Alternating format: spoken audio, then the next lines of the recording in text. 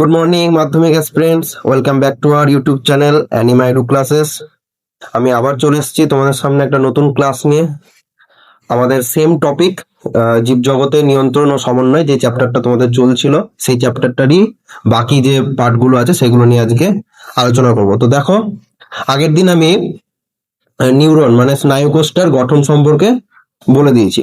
তো আজকে ওই নিউরনেরই প্রকারভেদ পড়বো। দেখো, নিউরন যদি দেখি, কাজ অনুসারে নিউরনকে আমরা তিনটে ভাগে ভাগ করব। কি কি সেটা? একটা হচ্ছে সংজ্ঞাবহ বা যাকে বলছে সেন্সরি নিউরন, একটা হচ্ছে আজ্ঞাবহ নিউরন যাকে ইংরেজিতে বলছে মোটর নিউরন, আর হচ্ছে সহযোগী বা অ্যাডজাস্টার নিউরন। তো কোনটা কি জিনিস সেটা দেখো। যদি দেখি সংজ্ঞাবহ নিউরন, সেটা হচ্ছে এই যে গ্রাহক, ঠিক আছে, উদ্দীপনা বা যেটা ছিল স্নায়ু স্পন্দন, সেটা গ্রাহক থেকে স্নায়ু কেন্দ্র অর্থাৎ মস্তিষ্ক ও সুষুম্না কাণ্ডতে নিয়ে যাওয়ার দায়িত্ব কার? না হচ্ছে সংজ্ঞাবহ নিউরন। আর আজ্ঞাবহ নিউরন কি করবে? এই যে মস্তিষ্ক বা সুষুম্না কাণ্ডতে যে স্নায়ু স্পন্দনটা গেল, সেটাকে ও কারকে নিয়ে আসবে, মানে ইফেক্টরে নিয়ে আসবে। আর অ্যাডজাস্টার বা সহযোগী নিউরনের কাজ হচ্ছে এই যে সেন্সরি আর মোটর নিউরন, এই দুটো নিউরনের মধ্যে সংযোগ স্থাপন বজায় রাখা। এই হচ্ছে তিনটে নিউরনের কাজ। এবার দেখো স্নায়ু বা নার্ভ, এটা কি? না যোগকলার আবরণ বেষ্টিত রক্তবাহ ও ফ্যাট কোষযুক্ত স্নায়ু তন্তু গুচ্ছগুলোকেই কি বলছে? না স্নায়ু বলছে। এই স্নায়ু যদি দেখি, যোগকলার আবরণ হিসাবে তিন প্রকার, ঠিক আছে। যদি বাইরের আবরণটা দেখি স্নায়ুর, তাহলে সেটা হচ্ছে এপিনিউরিয়াম। যদি মাঝের লেয়ার দেখি বা মাঝের আবরণ, সেটা হচ্ছে পেরিনিউরিয়াম। আর ভিতরে একদম সেই লেয়ারটাকে বলবো এন্ডোনিউরিয়াম। দেখো, তারপরে আমরা যেটা পড়বো সেটা হচ্ছে স্নায়ুর প্রকারভেদ। তো যদি কার্য অনুসারে আমরা ভাগ করি স্নায়ুকে, তাহলে আমরা তিন প্রকার স্নায়ু দেখতে পাবো। ফার্স্ট হচ্ছে বহির্বাহী স্নায়ু, যাকে ইফারেন্ট স্নায়ু বলছে। তারপরে হচ্ছে অন্তর্বাহী স্নায়ু বা অ্যাফেক্টর নার্ভ বলছে, যেটা সরি এটা অ্যাফারেন্ট হবে, অ্যাফারেন্ট নার্ভ। আর থার্ড হচ্ছে মিশ্র স্নায়ু বা যেটা হচ্ছে মিক্সড নার্ভ। তো দেখো, বহির্বাহী স্নায়ু যেটা আছে সেটা কোন স্নায়ুকে বলবো? না হচ্ছে কেন্দ্রীয় স্নায়ুতন্ত্র, মানে আমাদের মস্তিষ্ক বা সুষুম্না কাণ্ড থেকে রেসপন্স বা বার্তাটা কারক বা ইফেক্টরে নিয়ে যাবে, ঠিক আছে। যেমন এখানে উদাহরণস্বরূপ অকিউলোমোটর যে স্নায়ুটা আছে, থার্ড করোটি স্নায়ু, সেটা হচ্ছে আমাদের বহির্বাহী স্নায়ু। স্পাইনাল অ্যাক্সেসরি 11th স্নায়ু, যেটা 11 নম্বর করোটি স্নায়ু, সেটা হচ্ছে বহির্বাহী স্নায়ুর উদাহরণ। তারপরে অন্তর্বর্তী বা অ্যাপারেন্ট নার্ভের যদি দেখি, এটা হচ্ছে বাহক বা রিসেপ্টর থেকে আমার কেন্দ্রীয় স্নায়ুতন্ত্রতে স্টিমুলি বা রেসপন্সকে বয়ে নিয়ে যাওয়ার দায়িত্ব। এটা হচ্ছে অন্তর্বর্তী স্নায়ু। যেমন অলফ্যাক্টরি, অপটিক, অডিটরি, ঠিক আছে। এই স্নায়ুগুলো হচ্ছে অন্তর্বাহী স্নায়ুর উদাহরণ। আর দেখো মিশ্র স্নায়ু, মিক্সড নার্ভ, এটা হচ্ছে বহির্বাহী আর অন্তর্বাহী স্নায়ুর মানে যৌথ সংযোগে কাজ করে।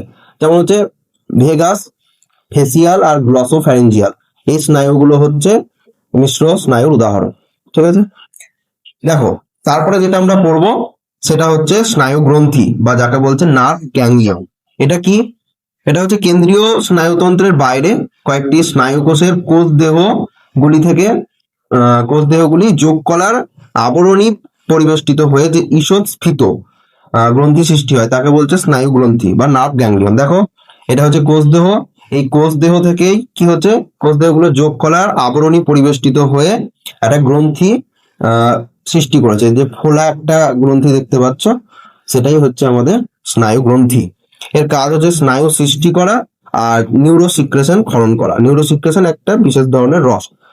দেখো, তারপরে আমরা যেটা পড়বো ছোট্ট করে, দেখো সাইনাস।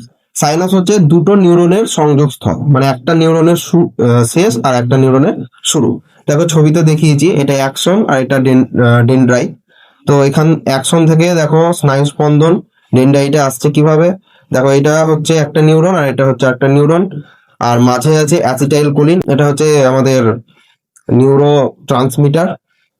আর হচ্ছে গিয়ে এটা হচ্ছে সাইন্যাপটিক ভেসিকেল, এই যে ভেসিকেল গুলো দেখতে পাচ্ছ গোল গোল, এগুলো। আর এই যে দুটো স্নায়ু কোষ আছে, মানে দুটো নিউরন আছে, তো এই দুটোর মাঝে যেটা একটা গ্যাপ আছে, ক্লেফট, এটা হচ্ছে সাইন্যাপটিক ক্লেফট। দেখো, তারপরে আমরা একটা ছোট্ট জিনিস জানবো, সেটা হচ্ছে আগের যে স্লাইডে আমি আলোচনা করলাম নিউরো ট্রান্সমিটারের কথা, যেটা হচ্ছে যেসব রাসায়নিক পদার্থ এক নিউরন থেকে অপর নিউরন বা পেশিতে স্নায়ু স্পন্দন প্রবাহিত করতে সাহায্য করে তাদেরকে আমরা কি বলবো, নিউরো ট্রান্সমিটার। যেমন হচ্ছে গিয়ে অ্যাসিটাইল কোলিন।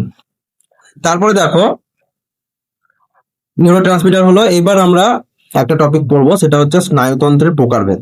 ঠিক আছে, নার্ভাস সিস্টেম বা স্নায়ুতন্ত্রকে যদি দেখি, প্রধানত তিনটে ভাগে ভাগ করা হয়।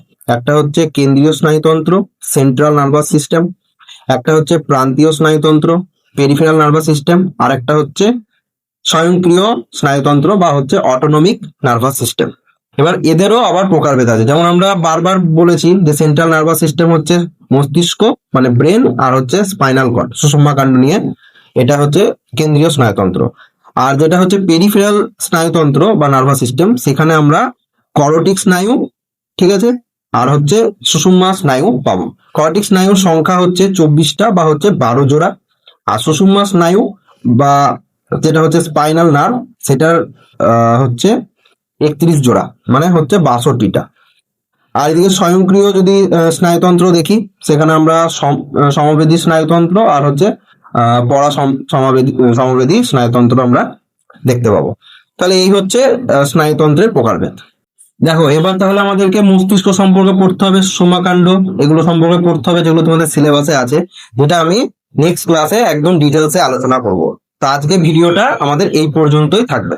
ভিডিওটা যাদের ভালো লেগেছে তারা একটা করে লাইক করে দিও, আর চ্যানেলটাকে অবশ্যই সাবস্ক্রাইব করো, আর বন্ধুদের মধ্যে শেয়ার করতে একদম ভুলো না। তো দেখা হচ্ছে পরবর্তী ভিডিওতে। Thank you.